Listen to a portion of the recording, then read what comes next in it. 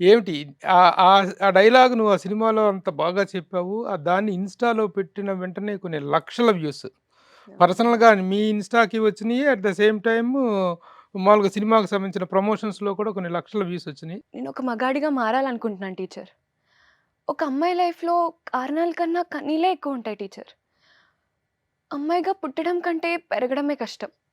ఎందుకంటే పుట్టగానే మహాలక్ష్మి పుట్టింది అనే ఈ లోకం, అదే అమ్మాయిని జీవితాంతం వేటాడుతూనే ఉంటారు. ఎప్పుడు చూడు ఆ డ్రెస్ వేసుకోద్దు, ఈ డ్రెస్ వేసుకోద్దు, అక్కడికి వెళ్ళొద్దు, ఇక్కడికి వెళ్ళొద్దు అంటూ ఎన్నో కండిషన్స్. మా స్వేచ్ఛని మొత్తం లాగేసుకుంటున్నట్టుంటది టీచర్.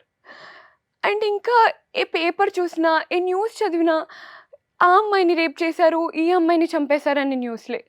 నేను కూడా ఏదో ఒక రోజు న్యూస్ అయిపోతానేమో అని భయంగా ఉంటుంది టీచర్. ఇంకా ఏ ఆటో ఎక్కినా, ఏ బస్ ఎక్కినా ఏదో ఒక కారణంతో తాకడానికి చూసేవాళ్ళే. వాళ్ళ ఆకలి చూపులు మా శరీరాన్ని ఎప్పుడూ తడుముతూనే ఉంటాయి టీచర్.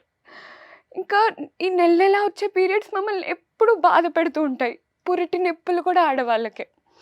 అమ్మాయిగా పుట్టడం అదృష్టం అంటారు. కానీ అబ్బాయిలకే అన్ని అదృష్టాలు.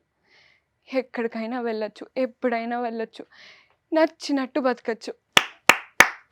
Very good. Very thank good. You so much.